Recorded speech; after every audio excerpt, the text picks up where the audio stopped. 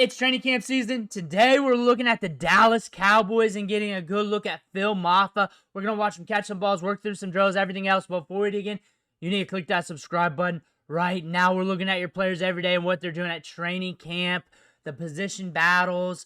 Guys, you're drafting in fantasy football here soon. It's all right here. Click that button. Stop missing out. We're looking at Phil Mafa today.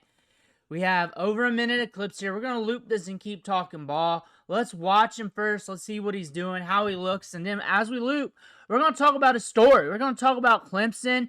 We're going to talk about what we expect from him, this backfield, everything else by proxy, this team. Here we go. Getting it. Cutting up. Look to spin there. Look to spin.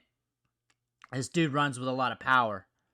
Even in these non-contact situations, you can definitely see the kinetic energy just flow right through him. Ooh, right there. Just very explosive, very angry with those movements. There he is right there. Getting the target, upfield quick. He's got good balance on his feet. Good balance on his feet. Good on the cutback. Phil Mafa. This is a running back prospect that a lot of people need to pay a little bit more attention to. A little bit more. You see the cut, though. You see the cut at his size. That's a big bruising back. That's a big running back. That his ability to move like that with that size, that's going to be hard to bring down. And we talked about the story from Clemson here. This was a big-time prospect coming out of high school. A big-time 4-star that was up there in the rankings, especially on 24/7 Sports. We go to Clemson, and then we're sharing the backfield with Will Shipley. We're getting some opportunities. And then last year, it was our year. And then we get hurt. We had that shoulder injury. But it's about what you put on tape, too. And what you saw on tape is a running back that, once he gets north-south, you got problems trying to get him down.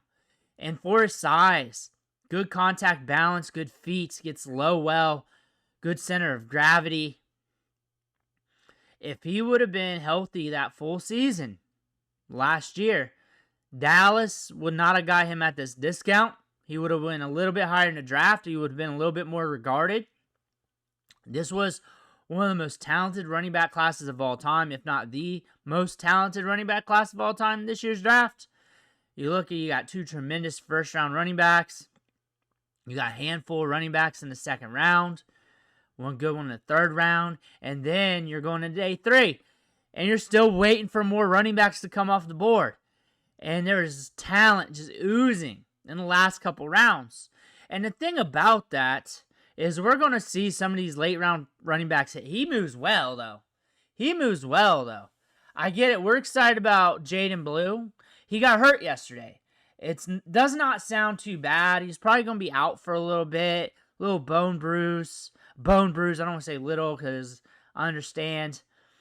We thought it was going to be an ankle. That was what was first reported by beat writers as he was getting carted off. He came back to practice on the sideline, watched. All in all good news.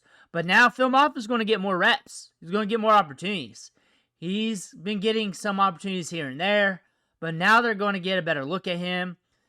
His movement skills and his fluidity, though, his ability to chain together moves with that size, maintain that balance with that frame, that is something that could allow him to carve out a role. And one take I had, it wasn't a take because I don't really have any feelings with it, but there's a chance. I think the odds are really stacked against it with them being late round picks. Is over time, it could be, and I'm saying over time after attrition hits, because I believe Williams is going to be looking solid. He's having a strong camp. Miles Sanders has been in and out, but it could be like a Blue Mafa. Like those two guys together and their skill sets kind of marinate very well. Like those two would be a good tandem. That was my take. Those two would be a very good tandem. Like you got the speed of Blue, his ability to catch the ball in the backfield. You got the vision, power, center of gravity of Mafah. Both of them high-end recruits out of high school.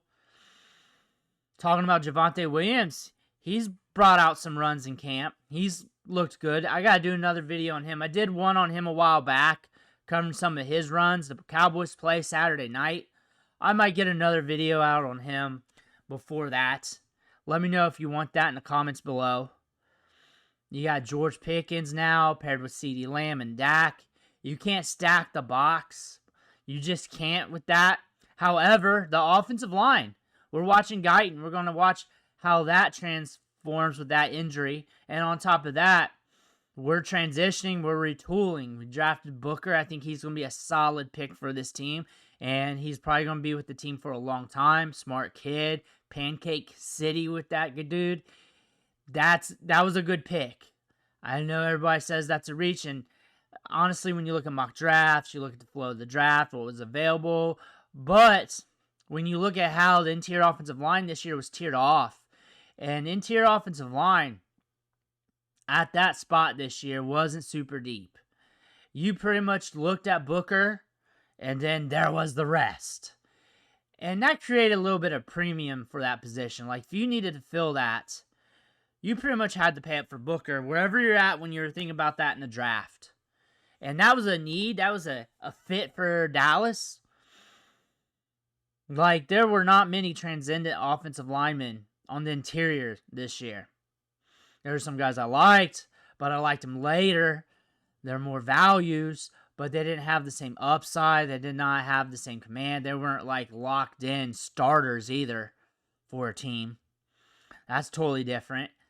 He's safe. He's one of the players that you're going to be looking at from this draft class. You go into 20, 34, 33, he's going to be still in the league. He's going to be still starting. Most likely with the Cowboys. Most likely. They don't always make the sexy pick. That's something to look at for the future. You still got to see how this offensive line grades out once we get into the season. This was a very deep running back class. If you want to talk about that, yes, there were a lot of opportunities throughout the draft to get him. They get a running back, to get a good one, especially in the second round. However, Donnie E fell to him. That was a first-round caliber player that fell to him, and he's been killing camp. That's one thing to call out there. He's been looking good in camp. That's a first-round caliber talent. Then Revel fell to the third, coming back from that injury.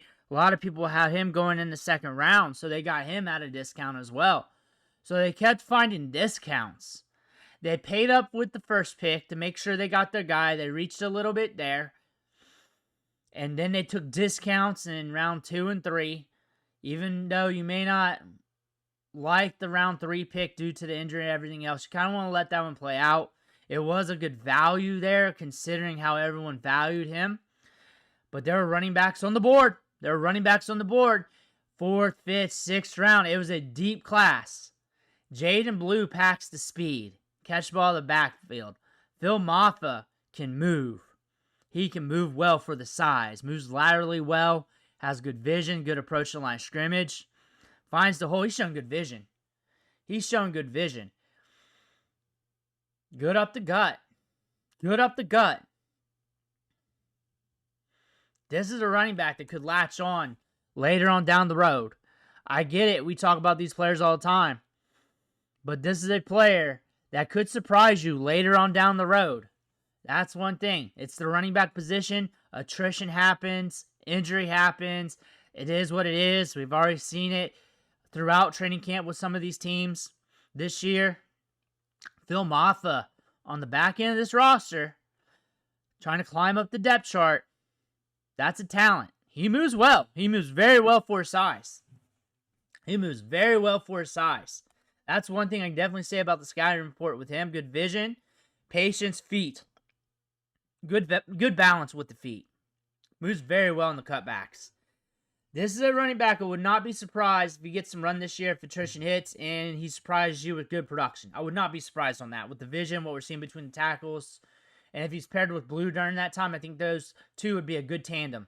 I don't know how good that'd be for the long term, but I think that would be a very good tandem, those two together, and I think they had that in mind when they drafted these two running backs. So let me know what you think in the comments below. I want to hear about that. Make sure you hit that subscribe button on the way out. One thing for watching. Catch you on the next video.